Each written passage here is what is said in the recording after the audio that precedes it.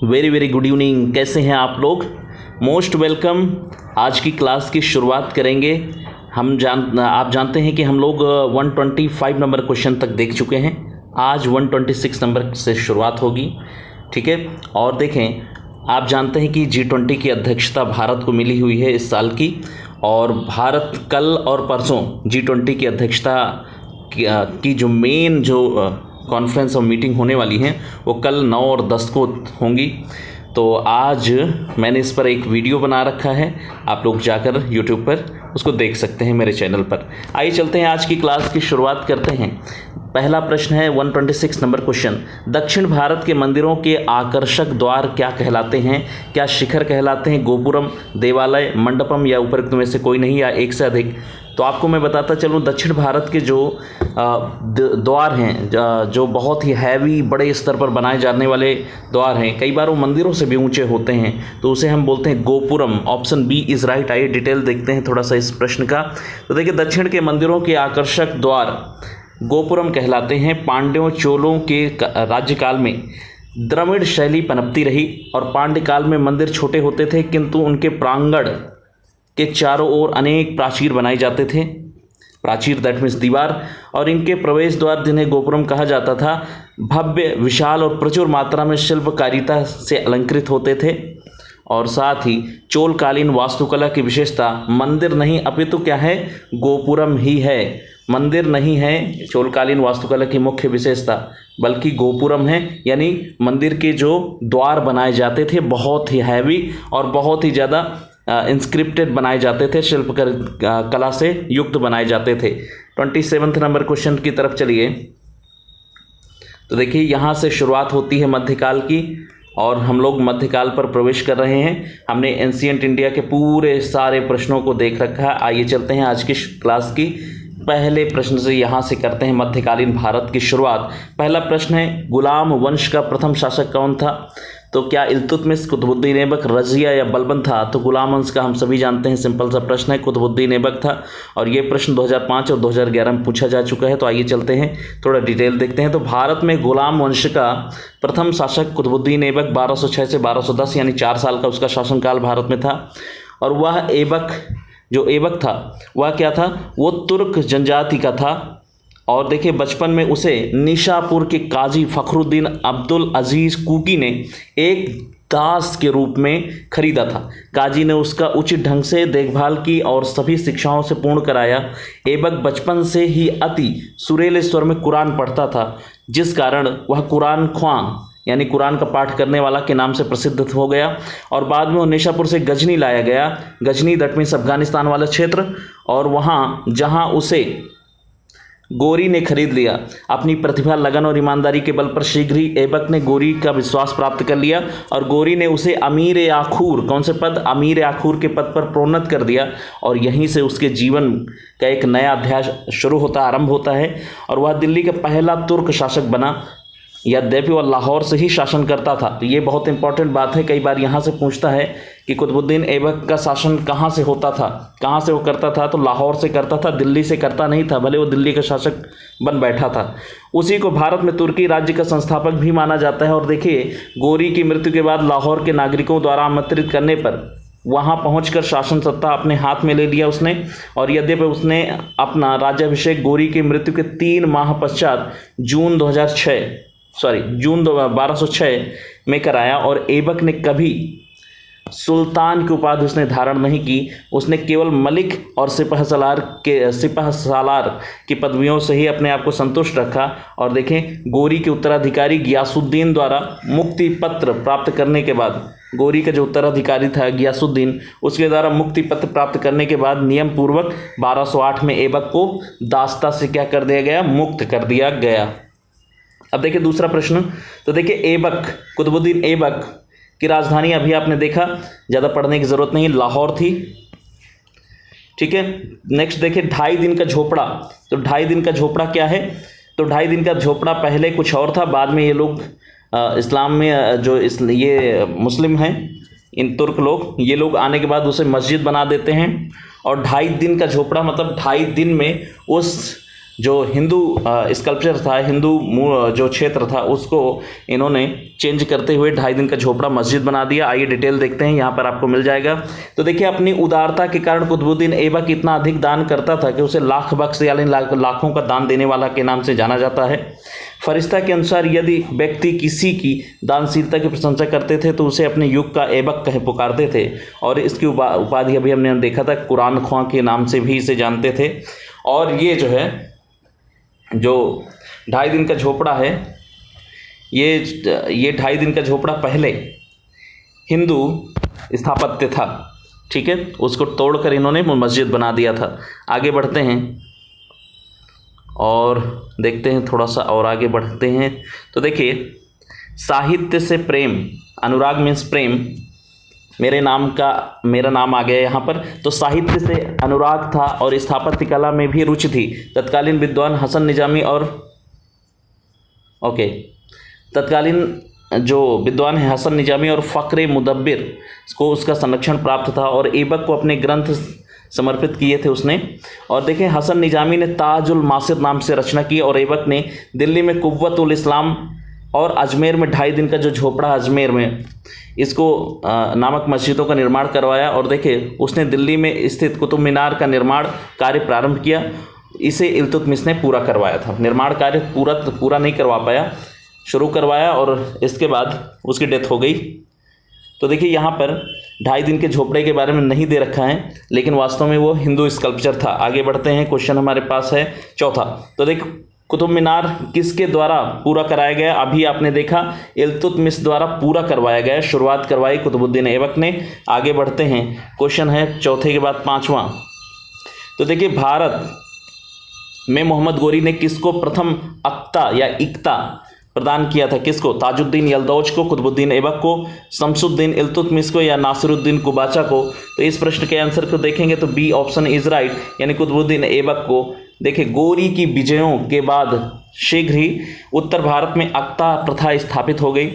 गोर के मोहम्मद शाम या मोहम्मद गोरी ने कुतुबुद्दीन ऐबक को 1191 में हांसी अक्ता या इक्ता प्रदान की। हांसी कहाँ था? तो हांसी आज के पाकिस्तान वाले क्षेत्र में था, और 1192 ईस्वी में तराइन के द्वितीय युद्ध में उसने महत्वपूर्ण भूमिका निभाई थी, और उसके कार्यों से प्रसन्न होकर गोरी ने उसे क्रमशः कुहराम और समाना का प्रशासन भी सौंप दिया था, नियुक्त कर दिया था। वहाँ का प्रशासक नियुक्त करते ही देखिए, वस्तुतः 1192 से 1206 ईस्वी तक गोरी के प्रतिनिधि के रूप में उत्तरी भारत के विजित भागों पर उसने प्रशासन को संभाला, और इस अवधि में ऐबक ने उत्तरी भारत में तुर्की शक्ति का विस्तार किया। आगे चलिए, देखिए, क्वेश्चन है हमारे पास 6। बिहार का प्रथम मुस्लिम विजेता कौन था? तो आप जानते हैं क्या? मलिक इब्राहिम नहीं, इल्तुतमिश नहीं, बख्तियार खिलजी या अली मर्दान? तो आंसर हो जाएगा C, Bakhtiyar Khilji is the right. तो देखिए, मोहम्मद गोरी के एक साधारण दास इख्तियारुद्दीन मोहम्मद बिन बख्तियार खिलजी, मोहम्मद गोरी का ये भी एक दास ही था, इख्तियारुद्दीन मोहम्मद बिन बख्तियार खिलजी 1193 ईस्वी से 1202 ईस्वी के मध्य बिहार की विजय की, और नालंदा एवं विक्रमशिला जो बिहार थे उनको तहस नहस कर दिया इसने, और ओदंतपुरी पर कब्जा कर लिया। उसने 1202 से 1203 के आसपास बंगाल पर आक्रमण किया, और उस समय वहाँ का जो शासक था लक्ष्मण सेन, वो लक्ष्मण सेन ने क्या किया? वह बिना युद्ध किए ही भाग गया, और तुर्की सेना की राजधानी नदिया में प्रवेश कर उसे बुरी तरह से लूटपाट किया। चलिए नेक्स्ट क्वेश्चन की तरफ चलते हैं, और उसके आगे थोड़ा सा डिटेल और है। देखिए, राजा की अनुपस्थिति में नगर ने आत्मसमर्पण कर दिया। लक्ष्मण सेन ने भागकर दक्षिण बंगाल में शरण ले ली और वहाँ कुछ समय तक शासन करता रहा। प्रसिद्ध पर्शियन इतिहासकार मिन्हाजुद्दीन सिराज ने अपनी पुस्तक तबकाते नासिरी में बिहार के उसके हमलों के बारे में विस्तार से यहाँ पर लिखता है। आगे चलिए, देखिए, क्वेश्चन हमारे पास कौन सा है? क्वेश्चन है 7वां। बिहार पर बख्तियार खिलजी के हमले का पहला विवरण कहाँ से प्राप्त होता है? तारीख़ हिंद से, तबकाते नासिरी, ताजुल मासिर, या तारीख़ मुबारक शाही? अभी आपने इस प्रश्न को देखा तो answer B is right, तबकाते Nasiri मिन्हाजुस Siraj ने लिखा है, तो यहाँ से प्राप्त होता है ऑप्शन बी इज़ राइट। देखिए, आगे चलते हैं, तो क्वेश्चन हमारे पास है, नालंदा महाविहार का विध्वंस किसने किया है? तो बख्तियार खिलजी ने किया है, और ये था कौन? तो ये मोहम्मद गोरी का ही एक दास था। ठीक है, आगे बढ़ते हैं। नेक्स्ट क्वेश्चन हमारे पास है, इल्तुतमिश ने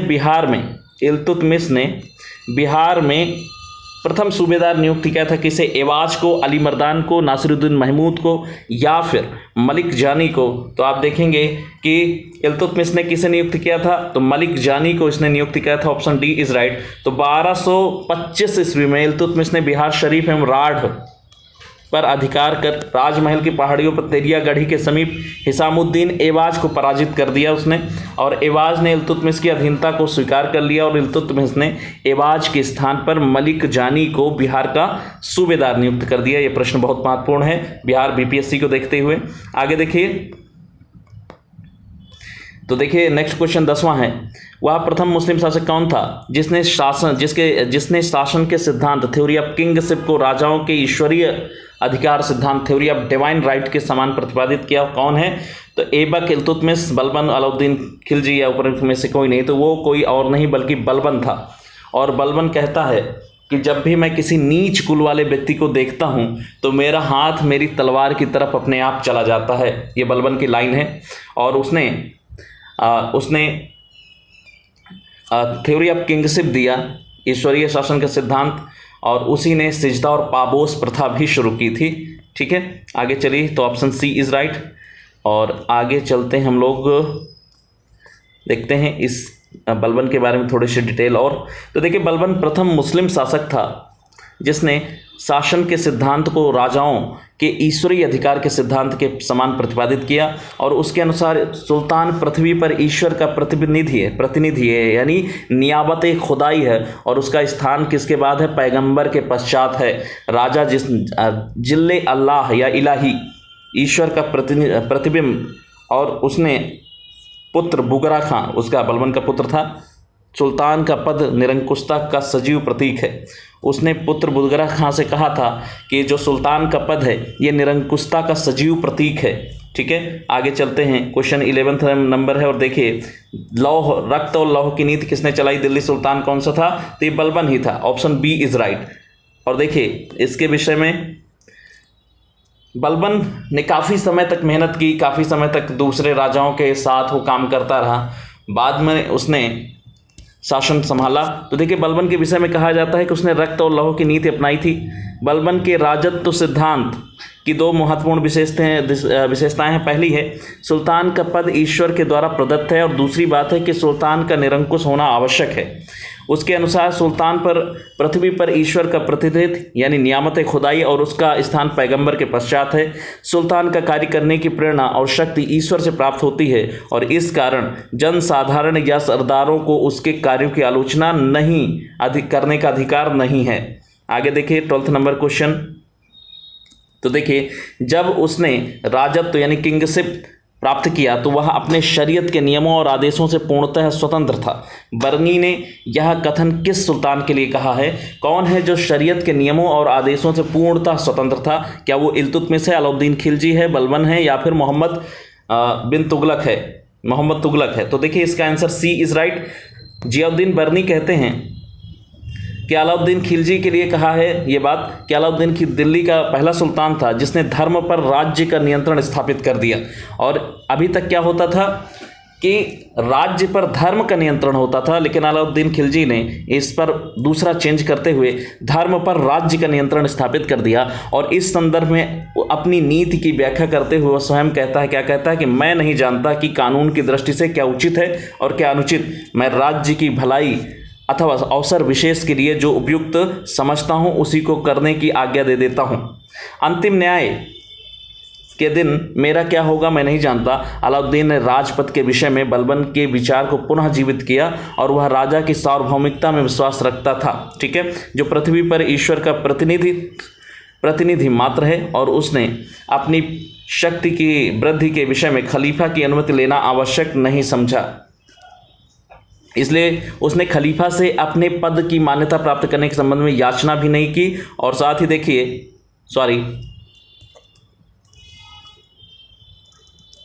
जस्ट 1 मिनट,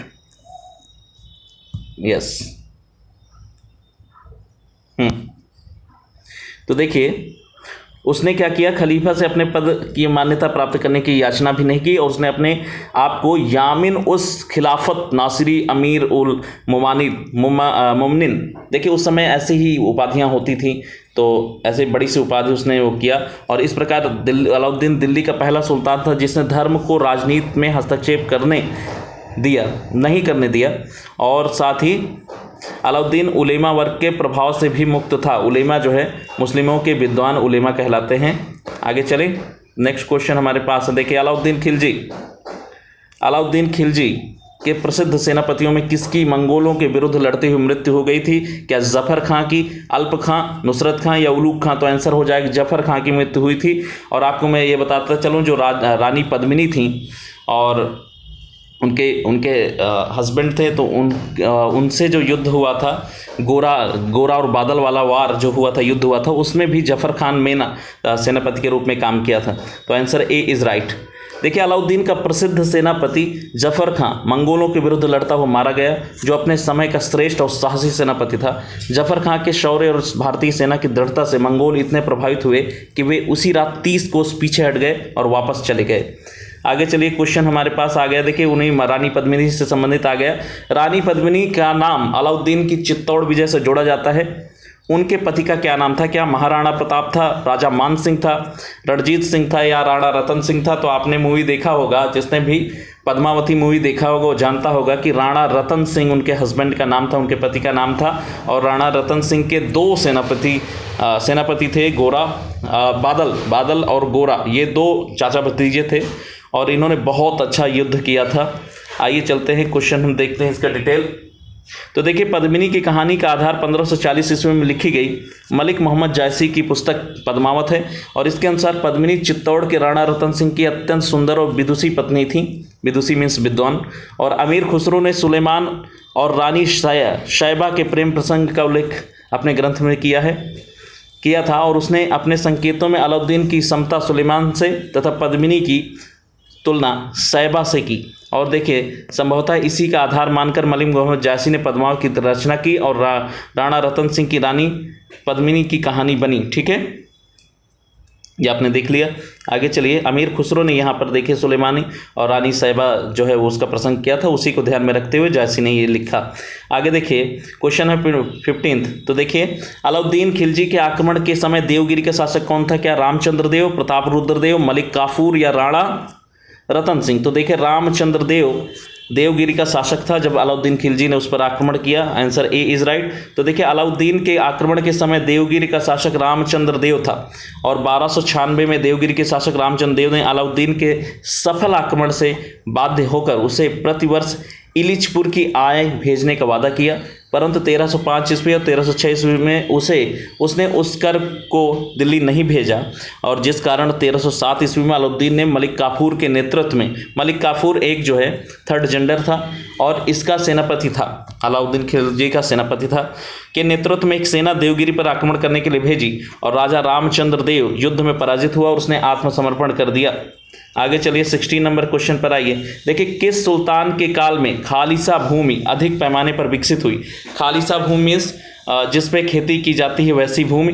तो देखिए, गयासुद्दीन बलबन, मोहम्मद बिन तुगलक, अलाउद्दीन खिलजी या फिरोज शाह तुगलक? तो आपको मैं बताता चलो, आंसर हो जाएगा बी, अलाउद्दीन खिलजी।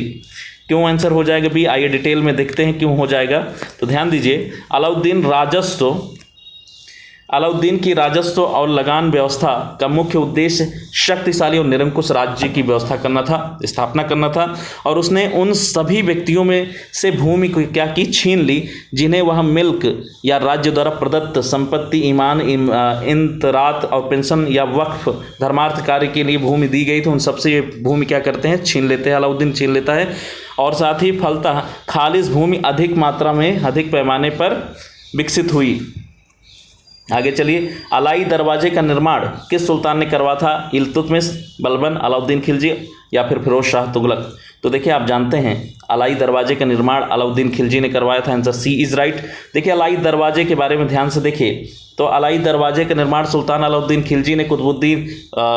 कुतुब मीनार के निकट करवाया था और इसका निर्माण लाल पत्थरों और संगमरमर से हुआ है।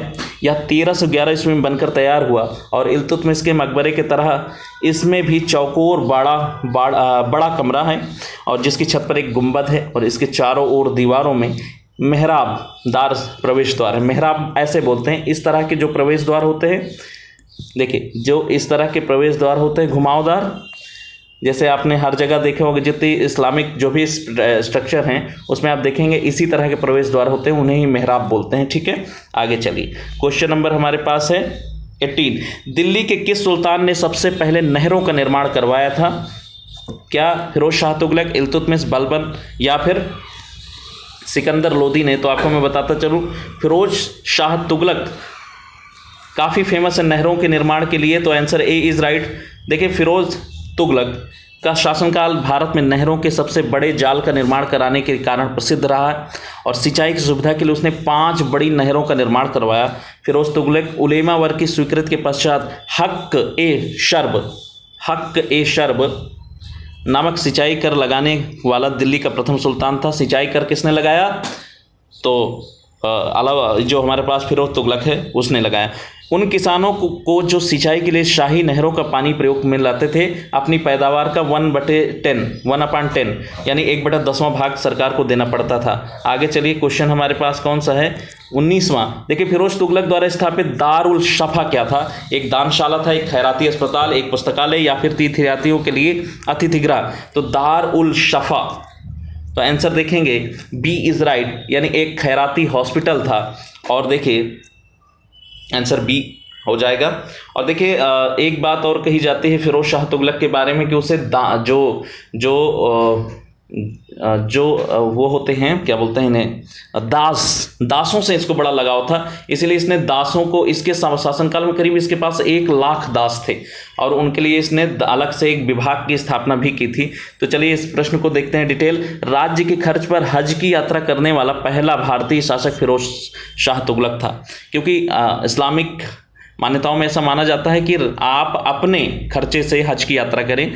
उसने दारुल शफा नामक एक खैराती अस्पताल भी स्थापना की और कुछ उसमें कुशल हकीम भी रखे। ठीक है, अब देखिए 20 नंबर क्वेश्चन। निम्नलिखित में से किस सुल्तान ने बेरोजगारों को रोजगार दिलवाया? तो बेरोजगारों को रोजगार दिलाने का काम भी फिरोज शाह तुगलक ने किया। अलाउद्दीन खिलजी, मोहम्मद बिन तुगलक। आगे चलेंगे और देखेंगे तो आंसर हो जाएगा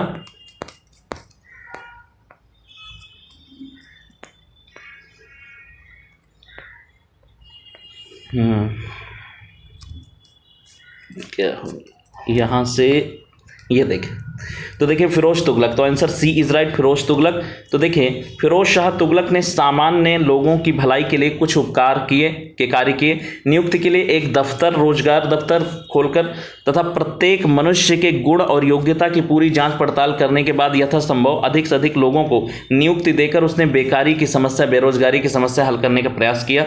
आगे चलिए, क्वेश्चन हमारे पास है 21वें प्रश्न को देखिए। किस सुल्तान के दरबार में सबसे अधिक गुलाम थे? मैंने अभी जस्ट आपको बताया कि फिरोज शाह तुगलक जो था उसके दरबार में सबसे अधिक गुलाम थे, तो आंसर डी हो जाएगा। तो देखिए क्वेश्चन कौन सा है? क्वेश्चन है हमारे पास, तो देखिए फिरोज को दासों का बहुत शौक था और उसके दासों की संख्या संभवतः 1,80,000 तक पहुंच गई थी और उनकी देखभाल के लिए पृथक विभाग दीवाने बंदगान नाम का गठन किया उसने। और उन दासों की शिक्षा का पूर्ण ध्यान रखा जाता था। प्रत्येक दास को 10 से 100 टंके के बीच वेतन भी मिलता था तथा कभी कभी जागीरें भी दी जाती थीं। और जागीर का मतलब है एक क्षेत्र विशेष दे देना, एक ज़मीन का टुकड़ा दे दिया जाता था, उसी में वो अपना गुजर बसर करते थे। और फिरोज का यह शौक राज्य के लिए हानिकारक भी सिद्ध हुआ। भाई 1,80,000 आपके पास दास हो जाएंगे और उनको आप पैसे भी देते हैं, उनको वेतन भी देते हैं, तो नुकसान तो करेगा ही। आगे बढ़िए, क्वेश्चन हमारे पास 22 है। देखिए किस सुल्तान ने फलों की गुणवत्ता सुधारने के लिए उपाय किए? मोहम्मद तुगलक, फिरोज शाह तुगलक, सिकंदर लोदी या शेर शाह सूरी? तो किसने फलों की गुणवत्ता सुधारने का काम किया? तो फिरोज शाह तुगलक ने ही किया। और फिरोज शाह तुगलक के समय में आप देख रहे हैं काफ़ी काम हो रहा है। तो फिरोज शाह तुगलक ने बागवानी में अपनी अभिरुचि के कारण दिल्ली के निकट 1200 नए बाग लगवाए और अलाउद्दीन के 30 पुराने बागों को फिर से लगवाया। ठीक है, तो ये 1200 नए बाग लगाने का काम किसने किया है? फिरोज शाह तुगलक ने किया है। आगे चलेंगे, क्वेश्चन है फारसी यात्री अब्दुल रज्जाक, फारस का एक यात्री था अब्दुल रज्जाक, भारत में किस राजा के शासनकाल में आया? क्या देवराय प्रथम, देवराय द्वितीय, कृष्ण देवराय प्रथम या कृष्ण राय द्वितीय? तो देवराय, आंसर है देवराय द्वितीय, सी इज राइट। तो देखिए, फारसी राजदूत अब्दुल रज्जाक संगम वंश के सबसे प्रतापी शासक देवराय द्वितीय, जिनका कार्यकाल 1422 से 1446 ईस्वी के शासनकाल में विजयनगर आया था, और उसने अपनी यात्रा वृतांत मतला उस सदाइन व या जो है मज़्म उल बहरीन में देवराय द्वितीय के शासनकाल का वर्णन करता है। ठीक है, ये हो गया हमारे पास। उसकी बुक का भी नाम याद रख लेना, मतला उस सदाइन व मज़्म उल बहरीन। ठीक है, 24वें प्रश्न पर आइए। तैमूर के आक्रमण के बाद भारत में किस वंश का शासन राज्य स्थापित हुआ? तो तैमूर के बाद क्या लोदी, सैयद या फिर तुगलक या खिलजी? तो आपको मैं बताता चलूं, तो देखिए सैयद वंश की स्थापना हुई है। ठीक है, तो देखिए तैमूर के आक्रमण 1339 ने तुगलक शासन को कमज़ोर कर दिया, और 1412 ईस्वी में नासिरुद्दीन की मृत्यु के बाद साथ ही तुगलक वंश का अंत हो गया। नासिरुद्दीन की मृत्यु के बाद ही 1412 में तुगलक वंश का अंत हो गया, और 1413 में सरदारों ने दौलत खां को दिल्ली का सुल्तान चुना, और देखें परंतु उसे दौलत खां के सूबेदार खिज्र खां ने पराजित कर दिया। वह तैमूर द्वारा नियुक्त लाहौर का सूबेदार था, और साथ ही तैमूर के आक्रमण के बाद 1414 ईस्वी में उसने दिल्ली पर अधिकार कर एक नए वंश, कौन से वंश? सैयद वंश की नींव डाली। आगे चलिए, क्वेश्चन हमारे पास है 25वां।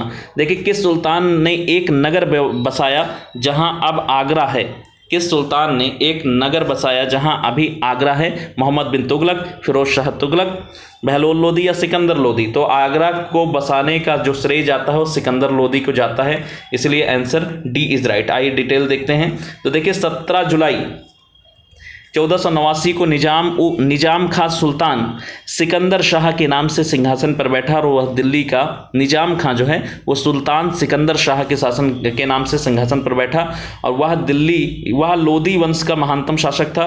और 1504 में सिकंदर लोदी ने राजस्थान के शासकों पर नियंत्रण के उद्देश्य से यमुना नदी के किनारे एक आगरा नामक नवीन नगर बसाया, और इसे अपनी राजधानी भी बनाई। किसने? सिकंदर लोदी ने। उसने कृषि और व्यापार की उन्नति के लिए प्रयास किया, और साथ ही नाप का पैमाना गज सिकंदरी उसी के समय प्रारंभ हुआ था, और साथ ही उसने निर्धनों के लिए मुफ्त भोजन की व्यवस्था की। उसके समय में योग्य व्यक्तियों की एक सूची बनाकर प्रत्येक 6 माह पश्चात उसके सामने प्रस्तुत की जाती थी, और साथ ही वह शिक्षित और विद्वान था।